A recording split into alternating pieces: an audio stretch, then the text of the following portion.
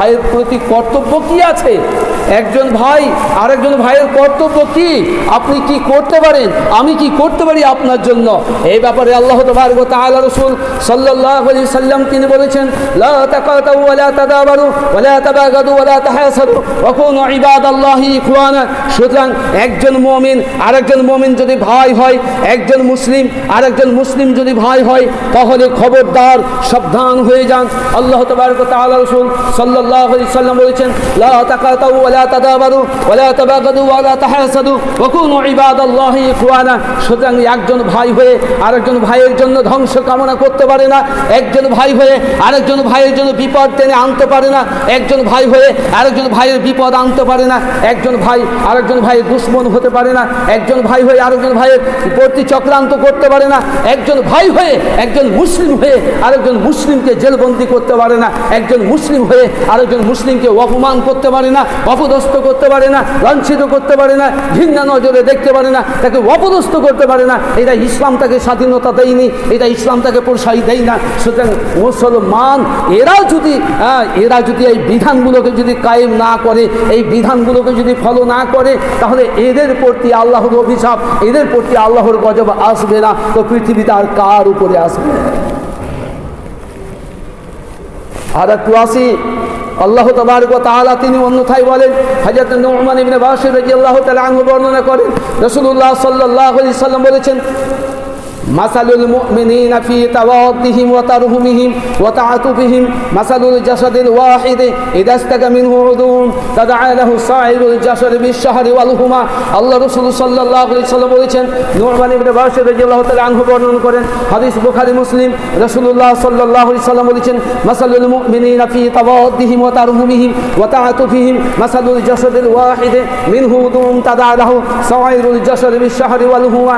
রাসূলুল্লাহ সাল্লাল্লাহু আলাইহি সাল্লাম বলেছেন, একজন মুমিন আর একজন মুমিনের সম্পর্কটা কেমন? আল্লাহ রাসূল সাল্লাল্লাহু আলাইহি সাল্লাম বলেছেন, মিসাল দিয়েছেন, উদাহরণ দিয়েছেন, এইভাবে তিনি উদাহরণ দিয়েছেন, যেমন তোমাদের বডি এবং মাথার সঙ্গে যেমন বডির সম্পর্ক রয়েছে, মাথার সঙ্গে যেমন বডির সম্পর্ক রয়েছে, বডির যদি কোনো অংশে ব্যথা হয়, তাহলে বডির যদি কোনো অংশে ব্যথা হয়, তাহলে মাথা অনুভব করে, মাথা তার ব্যথায় জর্জরিত হয়ে যায়, মাথা তার দুঃখে দুঃখিত হয়ে যায়। মাথায় যদি ব্যথা হয়, মাথায় যদি আঘাত লাগে, পুরো শরীরের অঙ্গ প্রত্যঙ্গ ব্যথায় ব্যথিত হয়ে যায়, দুঃখে জর্জরিত হয়ে যায়। সুতরাং রাসূলুল্লাহ সাল্লাল্লাহু আলাইহি সাল্লাম বলেছেন, তাই তো বলতে চাচ্ছিলাম, রাসূলুল্লাহ সাল্লাল্লাহু আলাইহি সাল্লাম তিনি এ কথাই বলেছেন, একজন মুমিন আর একজন মুমিনের বিপদে আপদে সুবিধায় অসুবিধায় তার সঙ্গে দাঁড়াবে, তার পাশে দাঁড়াবে, তার সহযোগিতা করবে, তার সাহায্য করবে, তার ব্যথা অনুভব করবে, তার কথা শুনবে, তার কথার উপরে বিবেক বিবেচনা করবে। এটাই হচ্ছে একজন মুমিন আরেকজন মুমিনের বৈশিষ্ট্য। তাই তো রাসূলুল্লাহ সাল্লাল্লাহু আলাইহি সাল্লাম বলেন, মাসালুল মুমিনিনা ফি তাওয়াদ্দিহিম ওয়া তারহুমিহিম ওয়া তাআতুফিহিম কামাসালিল জাসাদি ইযা ইসতাকা মিনহু তাদআ সাইরুল জাসাদি বিশ-শাহরি ওয়াল হুমা। সুতরাং বলা বাহুল্য যদি আমার সম্পর্কটা একজন মুসলিম আর একজন মুসলিমের, একজন মুমিন আরেকজন মুমিনের সম্পর্ক যদি এটাই হয়, তাহলে আমি কেন আমার ভাইয়ের ব্যথা বুঝছি না, আমি কেন আমার ভাইয়ের ব্যথা বুঝছি না, আমি কেন আমার ভাইয়ের দুঃখ বুঝছি না, আমার ভাই কেন আমার দুঃখ বুঝছে না, আমার ভাই কেন আমার দুশ্মন হয়ে যায়, আমি তো আমার ভাইয়ের প্রতি জানে দুশ্মন হয়ে দাঁড়িয়েছি, আমি আমার ভাইকে পেলে খুন করে ফেলবো, আমি আমার ভাইকে পেলে হত্যা করে ফেলবো, হত্যা না করা পর্যন্ত, খুন না করা পর্যন্ত আমার রাগ যেন মিটছে না। এটাই তো আমি চাইছি, এটাই তো দুনিয়ার নীতি হয়ে গেছে, এটাই তো দুনিয়ার স্বভাব হয়ে গেছে, এটাই তো দুনিয়ার চরিত্র হয়ে গেছে, এটাই তো দুনিয়াতে আমাদের অভ্যাস হয়ে গেছে। আমরা শুধু নিজের জন্য যতটুকু ভালাই কামনা করি, তা অন্যের জন্য করি না। তাই তো রাসূলুল্লাহ সাল্লাল্লাহু আলাইহি সাল্লাম বলেছেন, লা ইউমিনু আহাদুকুম হাত্তা ইউহিব্বু লিআখিহি মা ইউহিব্বু লিনাফসি। আল্লাহ রাসূল সাল্লাল্লাহু আলাইহি সাল্লাম বলেছেন, ওই লোকটা অতক্ষণ পর্যন্ত পূর্ণ মুমিন হতে পারে না, ওই লোকটা অতক্ষণ পর্যন্ত পূর্ণ মুমিন হতে পারে না যে পর্যন্ত নিজের জন্য যতটুকু ভালাই কামনা করে, তা অন্যের জন্য ভালাই কামনা না করে। আমি চাইছি আমার গাড়ি হোক, আমি চাইছি আমার বাড়ি হোক, আমি চাইছি আমার ধন হোক, আমি চাইছি আমার দৌলত হোক, আমি চাইছি আমার জমি জায়গা হোক, আমি চাইছি আমি জান্নাত চাই, আমি চাই আমি জাহান্নাম থেকে বাঁচতে চাই। সুতরাং আমি যদি আমার ভাইয়ের জন্য